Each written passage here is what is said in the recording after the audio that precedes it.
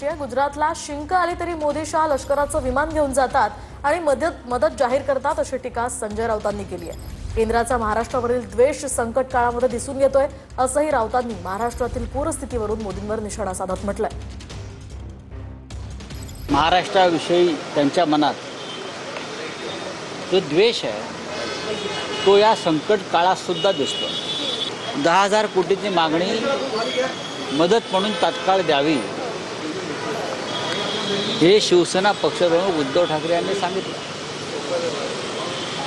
गुजरातला शिंक जरी आली वाऱ्यानं तरी प्रधानमंत्री मोदी आणि गृहमंत्री अमित शहा हे लष्कराचं विमान घेऊन तात्काळ जातात आणि विमानातूनच 25 हजार कोटीची मदत जाहीर करतात।